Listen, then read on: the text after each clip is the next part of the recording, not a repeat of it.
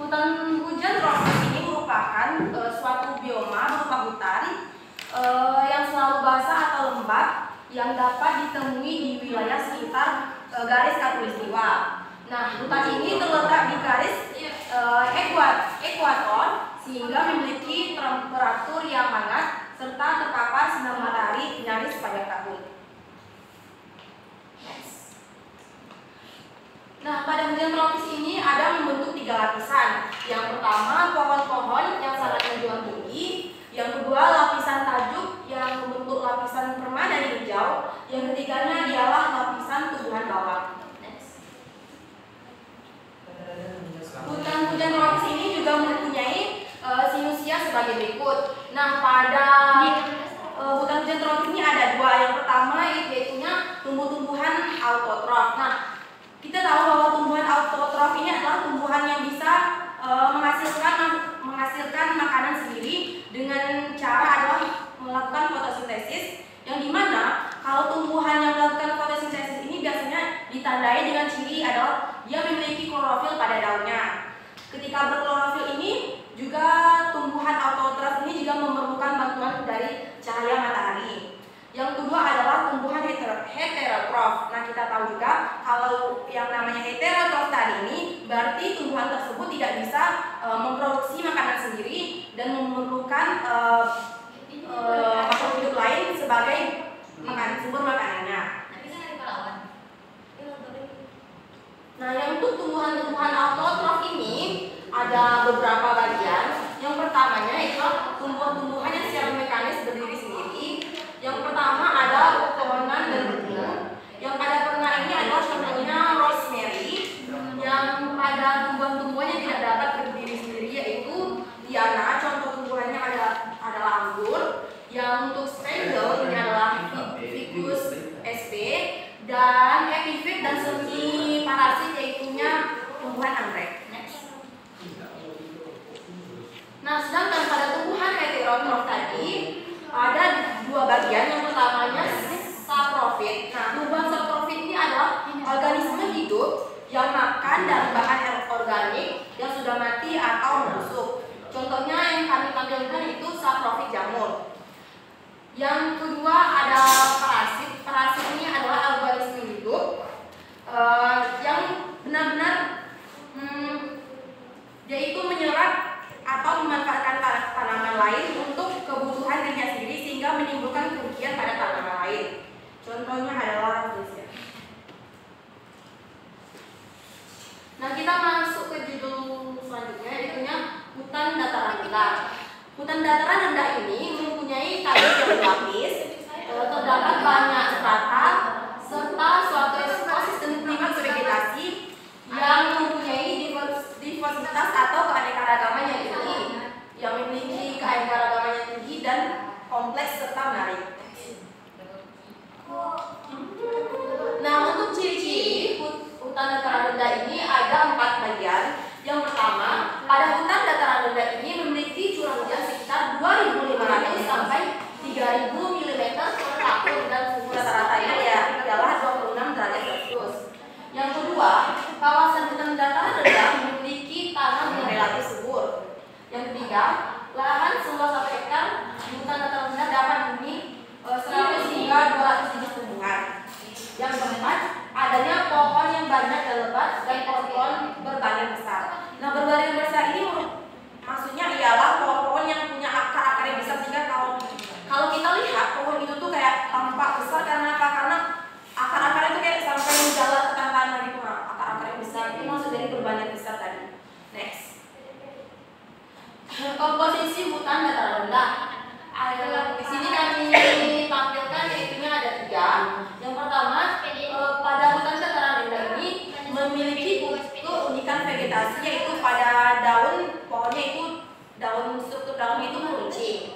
Yang kedua, hutan dataran rendah ini memiliki 3 lapisan pepohonan. Yang pertama zona eutofik, yang kedua zona oligofotik, yang ketiga zona akar. Pada bagian yang ketiga itunya komposisi hutan dataran rendah dikelompokkan dalam 3 fase antara lain fase matang, fase rintisan, dan fase lanjutan. Next. Manfaat manfaat hutan dataran rendah ini ada beberapa hal yang harus ditampilkan. Yang pertamanya, hutan dataran rendah dijadikan sebagai paru-paru dunia. Karena kita tahu selain gang-gang pada di dalam laut, nah hutan ini juga berperan dalam memproduksi oksigen atau O2. Yang selanjutnya adalah menjaga keseimbangan air di musim hujan dan musim kemarau. Nah, kenapa hutan menjadi penyeimbang ketika di musim hujan dan musim kemarau? Karena ketika musim hujan itu kan air yang mengalir pada permukaan bumi itu kan banyak. Nah, ketika ada hutan maka akar-akar dalam pohon itu akan menyerap air dan mencegah terjadinya banjir. Nah, yang selanjutnya adalah hutan dataran rendah dapat bermanfaat sebagai penyubur tanah. Yang selanjutnya, kawasan hutan dapat dijadikan sebagai tempat berkembang biaknya keanekaragaman hayati. Yang kelima, pepohonan hutan dataran rendah menyerap polusi yang dihasilkan asap kendaraan. Kerusakan dan pelestarian hutan dataran rendah. Yang pada kerusakan, pembalakan hutan dataran rendah memberikan akibat buruk bagi pertumbuhan hutan serta ekosistem alam yang hidup di dalamnya. Nah, pada pelestarian hutan dataran rendah ini ada beberapa hal yang bisa kita lakukan. Yang pertamanya, menggalakkan reboisasi hutan. Yang kedua, melakukan sistem tebang pilih dan menanam hutan. Yang ketiga, pemberian sanksi bagi penebang pohon secara sembarangan. Yang keempat, melakukan penghematan terhadap penggunaan kertas. Nah, kita tahu nih teman-teman bahwa kita dalam proses belajar dan belajar ini kita memerlukan kertas, dan diharapkan kepada teman-teman semua tidak menggunakan kertas itu secara sembarangan, karena kita tahu bahwa kertas ini dihasilkan dari pohon, dan apabila kita menggunakan kertas itu secara sembarangan dan tidak secara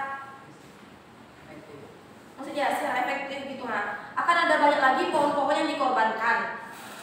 Yang kelima dan terakhir itunya, memberikan edukasi kepada seluruh lapisan masyarakat tentang pentingnya melestarikan kawasan hutan.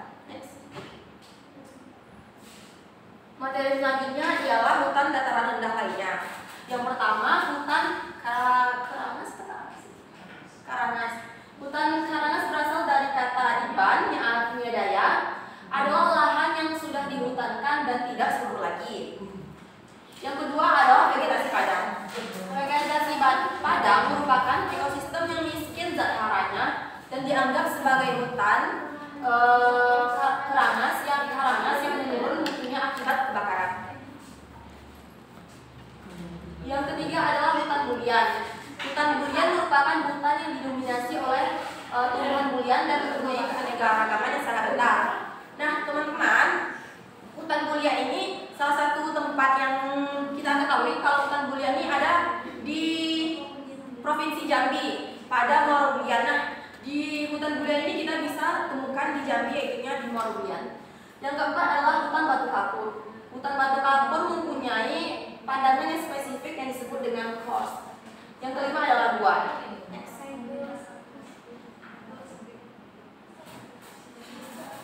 Sub-mountain forest. Hutan pegunungan bagian bawah merupakan ekosistem yang terdapat pada ketinggian 600 hingga 1400 meter di atas permukaan laut. Fisionominya menyerupai hutan hujan.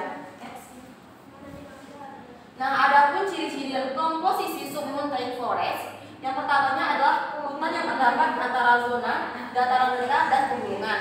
Yang kedua, berada pada ketinggian 600 hingga 1400 meter di atas permukaan laut.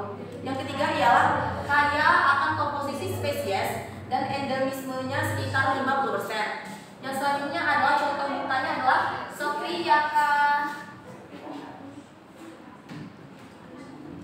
Socraeaceae yang di dalamnya terdapat pohon dun dan banyak jenis spesies pohon lainnya. Next. Yang selanjutnya adalah mountain forest.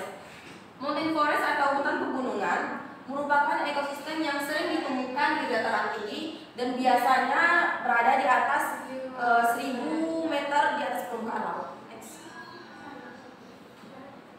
Nah, adapun karakteristik mountain forest ini, yang pertama pertama, ketika kita melihat pada ketinggiannya, biasanya mountain forest ini kita temukan pada ketinggian 1000 hingga 4000 meter di atas permukaan laut. Untuk karakteristik vegetasinya, hutan pegunungan ini vegetasinya beragam, termasuk tumbuhan runcing seperti pohon yang berdaun lebar dan semak belukar. Topografi pada hutan pegunungan ini bisa kita temukan di pegunungan yang bercirikan dengan lereng curam dan medan terjal. Flora tumbuhan pada hutan pegunungan ini adalah Araucaria, Libocedrus, Dacrydium, Phylocladus, dan Eugenia. Untuk karakteristik tanah pada hutan pegunungan ini adalah tanahnya tipis dan berbatu. Hutan subalpin dan alpin. Next. Nah, adapun yang kita bahas mengenai hutan subalpin dan alpin, yang pertamanya hutan subalpin. Hutan subalpin ini terletak pada daerah lereng pegunungan di bawah hutan alpin. Hutan subalpin memiliki ekosistem yang unik dengan flora dan fauna yang telah beradaptasi dengan musim dingin. Contoh flora dan faunanya yaitu pada flora, hutan subalpin memiliki pohon cemara, pinus, dan pohon fir. Kalau faunanya ada rusa, burung hantu, dan mamut gunung. Untuk hutan alpin terletak pada ketinggian yang sangat tinggi, biasanya di atas batas tree line atau batas pohon. Nah, pada hutan alpin ini juga memiliki vegetasi bioma alpin berupa rumput, lumut, semak, dan tumbuhan yang tahan terhadap cuaca dingin. Nah, pada hutan alpin ini hampir tidak ada pohonnya karena iklim dan cuaca pada daerah hutan alpin ini sangat ekstrim. Next. Materi ekologi dan tanaman akan disampaikan oleh Martis Ketua. Baik, terima kasih kepada bicara. Selanjutnya materi ekologi tanaman yang akan saya bahas. Yang pertama yaitu pengaruh lingkungan. Lingkungan adalah satu kesatuan ruang dengan semua benda, sumber daya energi, keadaan dan makhluk hidup termasuk juga manusia. Faktor-faktor lingkungan yang juga mempengaruhi fungsi fisiologis tanaman. Di mana yang pertama itu pengaruh lingkungan, perubahan fungsi tanaman akibat faktor-faktor lingkungan dalam jangka waktu tertentu. Di sini maksudnya yaitu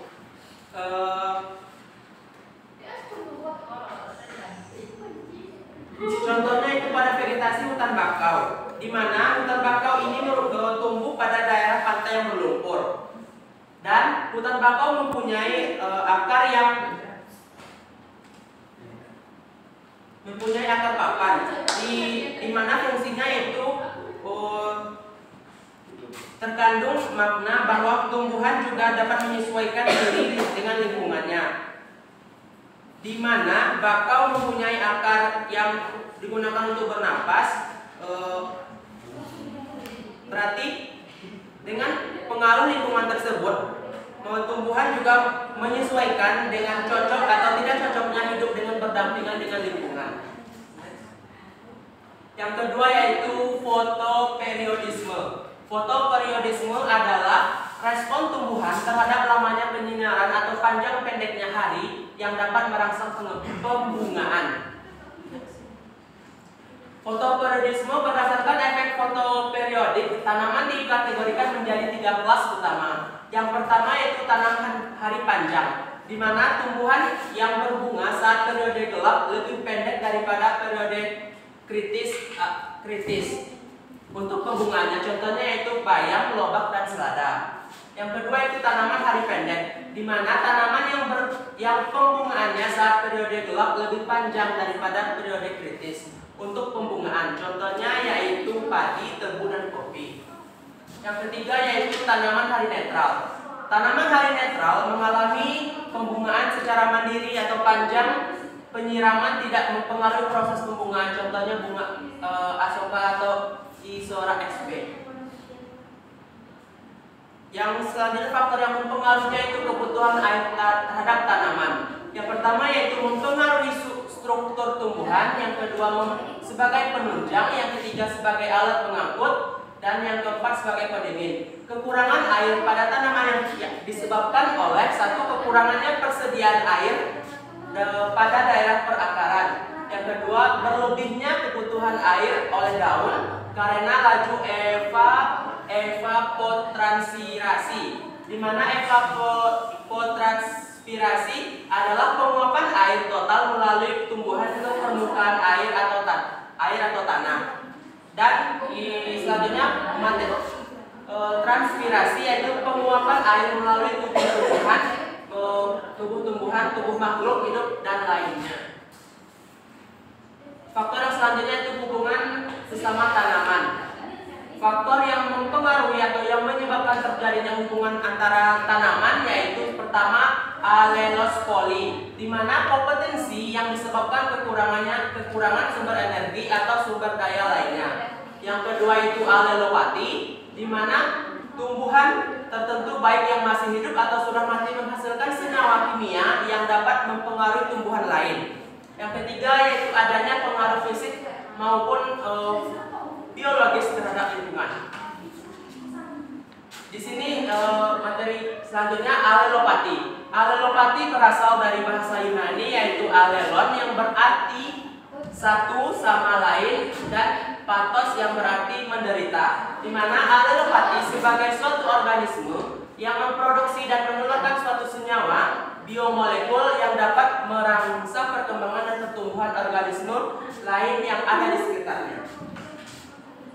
Alelopati dapat digolongkan dalam dua bentuk. Yang pertama satu alelopati yang sebenarnya, di mana artinya alelopati merupakan pelepasan senyawa beracun dari tumbuhan ke lingkungan sekitarnya dalam bentuk senyawa asli yang dilepaskannya. Yang kedua alelopati yang fungsional, di mana golongan alelopati ini senyawa kimia yang dilepaskan kemudian senyawa tersebut telah mengalami modifikasi oleh mikroba tanah.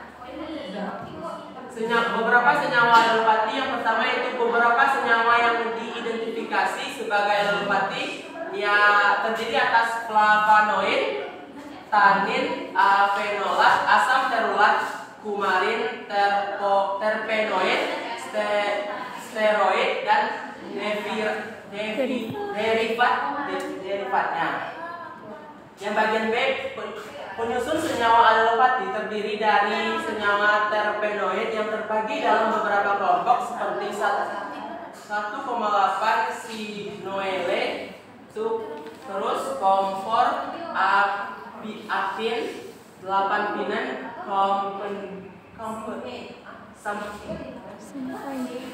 simpener, dan tujon.